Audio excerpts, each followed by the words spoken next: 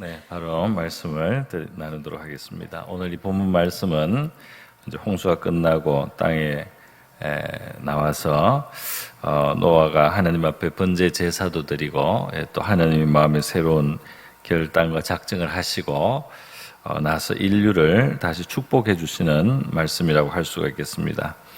그러니까 새로운 출발을 이제 주시는 하나님께서 인간에게 복을 주시는 그런 장면이라고 하겠습니다. 원래 우리 모든 시작은 하나님으로부터 시작해서 창조주 하나님이 천지 창조하시고 또 인간도 하나님의 작품이고 그리고 또 그 인간에게 복을 주심으로써 인류는 시작을 했고 그리고 또 번성할 수가 있었던 것입니다. 우리 홀로 우리가 어떻게 해나가는 것 같이 보여도 그것이 아니고 이 모든 것의 토대와 기초는 창조주 하나님이시고 인간을 복주시는 그 하나님으로서 말미암아 비로소 우리 인간은 살게 되고 또 우리의 지위가 있게 되고 또 우리가 번성하게 되고 우리가 누리고 있다는 사실을 우리가 기억을 해야 되겠습니다.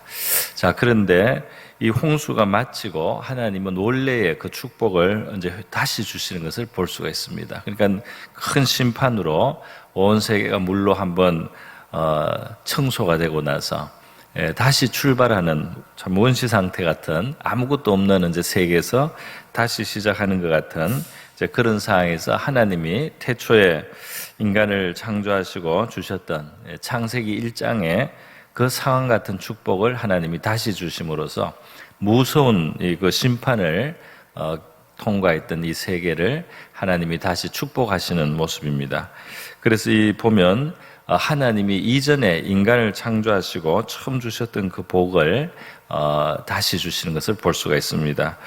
그리고 또 인간에게 이 세계를, 이 지구를 맡기면서 그것을 다스리시라고 하는 인간의 사명도 함께 주시는 것을 볼 수 있습니다. 그러니까 우리 인간에게 하나님은 두 가지를 주시는데 하나는 살게 하시는 축복을 주시고 그리고 또 이 땅에 우리가 살아가면서 우리의 목적, 인간이 살아가는 목적, 하나님의 이 지으신 세계를 대리해서 경영하고 다스리는 그러한 우리 사람의 사명을 하나님이 새롭게 다시 주시는 모습을 볼 수 있습니다.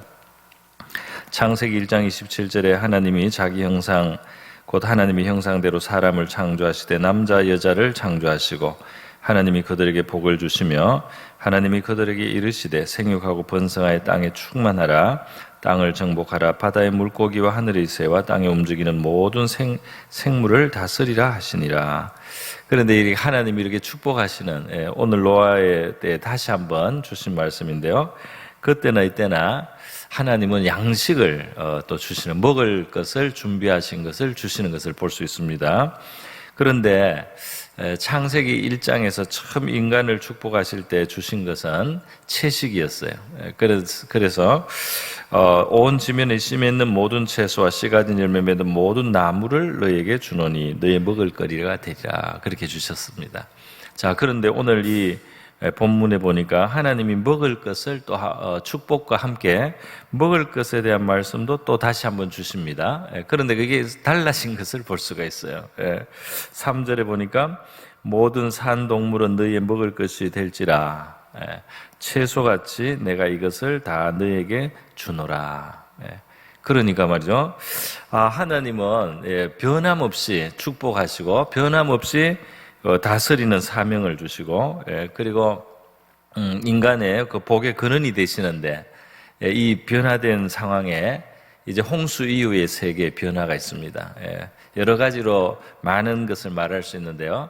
6장에 의하면 하나님의 신이 떠난다는 표현도 있고 또 이후에 이제 인간의 수명이 급속하게 이렇게 줄어들어서 오늘날의 이제 수명대로 점점 이렇게 이제 줄어져 오는 과정이 보이고 있습니다. 그러니까 뭔가 큰 변화가 있었다면서 환경의 큰 변화, 이 홍수를 계기로 인류의 살아가는 형편에 굉장히 큰 변화가 있었는데 하나님이 아마 거기에 적응할 수 있도록 인간이 그전에는 과일과 채소만 먹고도 살 수 있었는데 이제는 육식이 필요하다고 보신 것 같아요.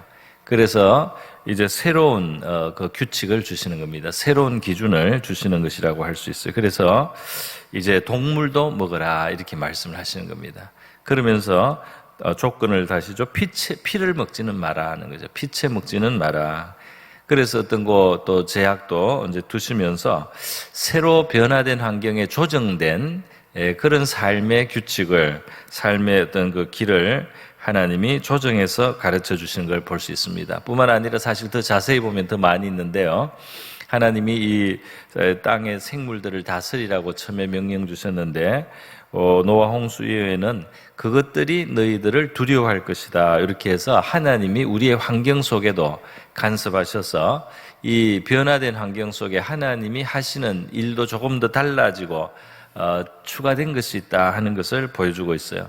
사실 인간이 처음 창조됐을 때와 지금 노아 이 시대는 큰 변화가 있지 않습니까? 네.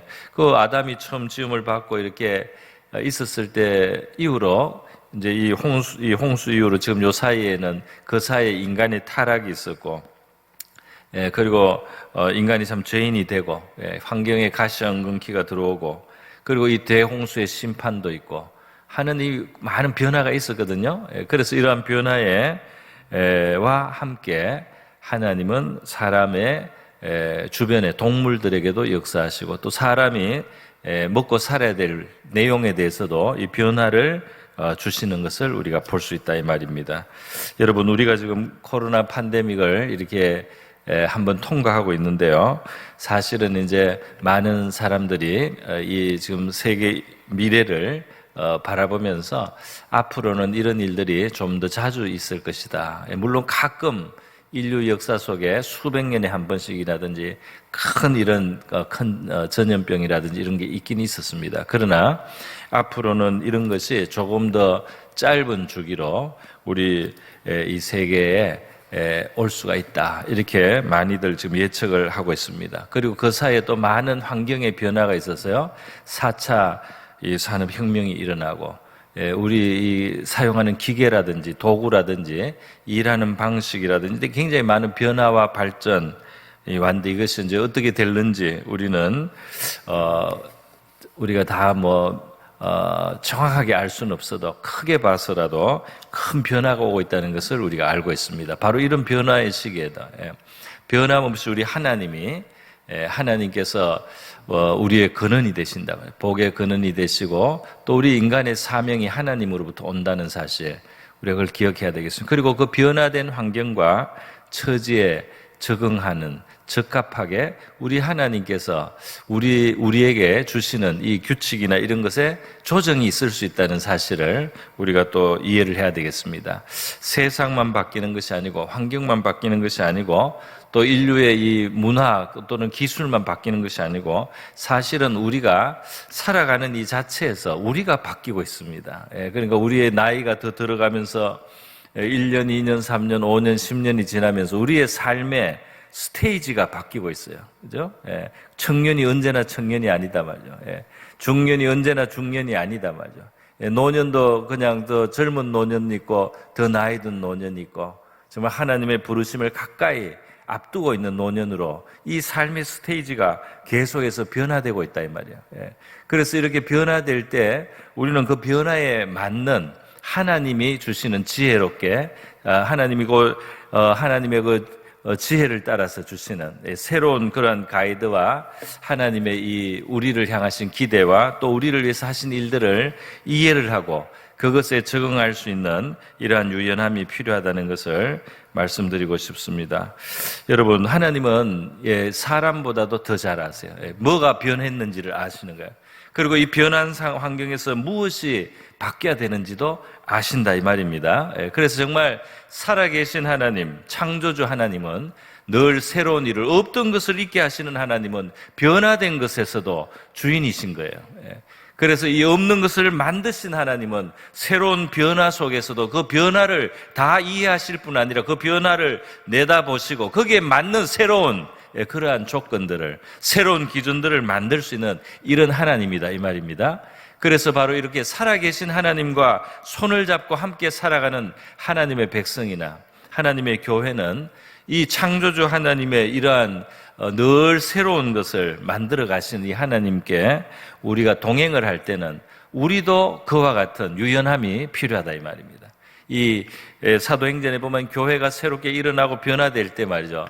처음에 그들이 이 생각이 넓어졌어야 됐어요. 이방인들은 구원받지 못한다고 생각했는데 이방인들이 구원받게 된다는 사실에 대해서 그들이 하나님이 하시는 일을 보고 마음을 열어서 그것을 받아들여야 됐다 이 말입니다. 그 굉장히 큰 변화 아닙니까? 유대인만 구원받을 줄 알았는데 이방인도 하나님이 구원하시는 새로운 시대가 열렸다. 그거를 받아들이는 회의를 예루살렘에서 하고 말이죠. 그거를 인정했단 말이에요. 하나님의 새로운 일들을 그들이 인정하고 그들이 가졌던 고정관념을 변화시켜서 뿐만 아니라 먹는 것도 변화시켰습니다. 그 이전에 구약율법에 뭐 지느러미가 있어야 되고 비늘이 있는 것만 먹을 수 있고 이렇게 먹는 것이 제한이 있었어요. 그러나 새로운 시대를 맞으니까 하나님이 돼지고기도 먹고 뭐 이렇게 원래는 율법이 안 되는 거지만 이방인들을 구원하는 과정에서 하나님이 이 먹는 규칙을, 이 먹는 이것을 그거는 상징적인 어떤 의미를 많이 가지고 있는데 그거를 하나님이 해제시켰어요. 그래서 이제는 이방인들, 돼지고기 먹는 사람들한테 너들 예수 믿으려면 돼지고기 먹지 마라 이러면 얼마나 불편하고 이 복음의 자유를 그들이 아는데 방해가 되겠습니까? 하나님이 그런 거를 풀어줬다 이 말이야. 그래서 이전에는 못 먹게 하던 걸 먹게 허락을 해 주셨습니다. 이렇게 말이죠. 우리가 보면은 살아있는 하나님의 교회, 복음이 증거되고 전파되는 과정에서 하나님의 백성들이 새로운 일을 행하시는 하나님과 함께 동행을 하면서 그 새로운 변화를 주도하시고 이끌어 가시는 하나님과 손을 잡았다 이 말입니다. 그래서 죽어가는 종교가 있는데요. 죽어가는 종교를 유럽에서 볼 수 있어요. 이 사람들이 10년 전에 거, 50년 전에 거, 100년 전에 거를 바꾸지를 않습니다. 시대가 바뀌었는데 상황이 바뀌었는데 우리의 다음 세대는 다른 정서 가운데 있는데 그 옛날 것을 그대로 붙들고 있는 것이 신앙을 지키는 걸로 착각을 했어요. 살아계신 하나님과 동행을 해야 되는데 이들은 옛날의 습관대로 하는 것이 신앙이라고 생각을 했어요. 그렇지 않다 이 말입니다. 정말 살아계신 하나님과 함께하는 살아있는 교회와 살아있는 신자는 이 시대의 변화, 우리의 삶의 스테이지의 변화에 따라서 하나님이 우리를 새롭게 인도하시고 이끄시는 것에 우리도 발맞추어서 함께 가야 된다 이 말입니다. 할렐루야. 제가 영국에서 어느 날 우리 영국에 우리 한국전에 참여했던 베테랑들을 위한 예배를 영국 군인들, 나이 많으신 노병들하고 또 우리 한국 사람들하고 영국 교인들하고 같이 예배 드린 적이 있어요. 근데 그 교회 영국 예배당을 그때, 시내 한가운데 있는데 빌려서 이제 제가 설교도 하고 했는데요. 그때 보니까 이게 500년 전에 예배를 그대로 드리는 그런 스타일 교회더라고요. 그래 젊은 사람들이 왔는데 적응을 못해요.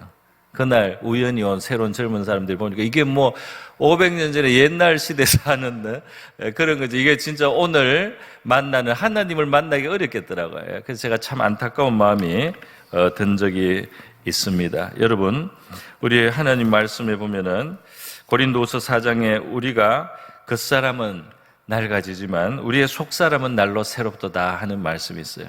그러니까 이게 우리의 참 신앙의 모습 속에는 이 새로워지는 하나님의 은혜의 세계는 얼마나 넓고 큰 세계입니까?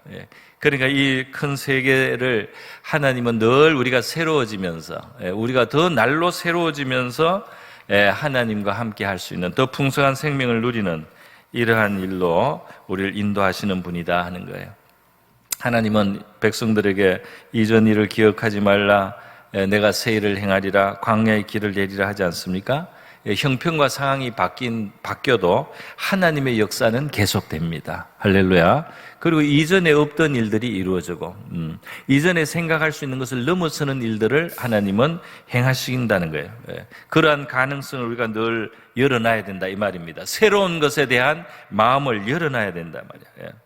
우리가 변함없이 새로운 출발을 할 때도 하나님의 축복이 기초가 되고 그 토대가 되고 또 하나님이 주시는 이 어떤 이 질서를 따라서 하나님이 주시는 어떤 그 안내를 따라서 우리가 가야 되지만 하나님은 새로운 일을 행하신다는 그 한 가지를 우리의 마음에 둘 수 있기를 바랍니다. 변화되지만 변치 않는 기초는 늘 살아계신 하나님이 우리에게 제공해 주시는 것입니다.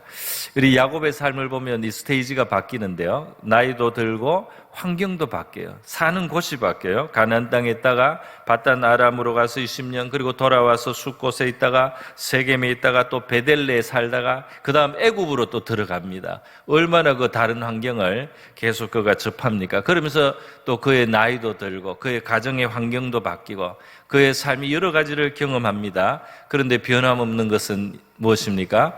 그와 함께 하시는 하나님이었어요. 그와 함께 그 기회가 어디였든 간에 바단 아람에도 함께 하셨고 맞아. 애굽을 그의 피난처로 만들어 주시고 잃었던 아들이 애굽에서 모든 것을 준비해서 그의 가족을 다 구원하는 또 역할도 해주고 말이죠. 세겜에서 굉장히 위기를 당했는데 하나님이 베델로 부르시면서 그의 가족의 믿음과 신앙을 갱신해 주시기도 하고 얼마나 많은 일들이 있었습니까? 장면이 달라지고 시기가 달라지고 많은 변화가 있어도 변함없이 구원을 베푸시는 분은 하나님이신 줄 믿습니다. 그 하나님이 새로운 곳에서 새로운 일들을 하시고 새로운 역사를 펼쳐가면서 함께 하실 때 저와 여러분도 이 팬데믹 지나고 우리 많이 달라져요. 그러다가 영상 예배도 우리가 발달하게 되고요. 앞으로는 어쩌면 영상으로 또 다른 문제가 생겼을 때 언제라도 예배를 드릴 뿐 아니라 목장 모임도 영상으로 해야 될 때가 올 수도 있습니다. 우리 양육도 더 영상으로 해야 될 때가 올 수도 있습니다. 변화가 올 수 있다 이 말이에요.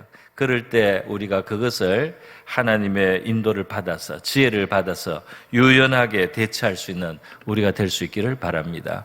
수년 전에 우리가 인터넷 뱅킹으로 헌금을 처음 했을 때 처음에는 그렇게 헌금해도 되는가 이렇게 생각하는 분도 소수 있었어요. 그죠? 그런데 코로나를 맞아서 그 인터넷 뱅킹이 있으니까 우리가 여전히 하나님 앞에 헌신을 할 수 있지 않았습니까? 우리 성경에 보면 늘 바울이 원래 가서 사람들을 가르쳤지만 감옥에 갇히니까 서신을 써서 얼굴로 보고 싶지만 서신으로 대신한다. 그렇게 요한 2서에도 요한 3서에도 이렇게 다 돼 있지 않습니까? 그래서 우리가 이 성경을 가진 겁니다. 이 서신서들을 가진 거예요. 그 시대 환경에 하나님이 새로운 인도를 하실 때 그것을 유연하게 따라갔을 때 말이에요. 그것이 그 시대와 그 다음 세대를 위해서 유용한 것이 되었다 이 말입니다. 여러분, 우리 새로운 출발을 하면서 변함없는 하나님을 붙들지만 새로운 시대를 따라서 새롭게 인도하시는 하나님과 새로운 발걸음을 걸어갈 수 있다는 이러한 마음을, 연 마음을 가지고 우리가 출발할 수 있기를 바랍니다. 그런 동행을 위해서, 그런 지혜를 위해서 기도하시는 이 아침이 될 수 있기를 바랍니다.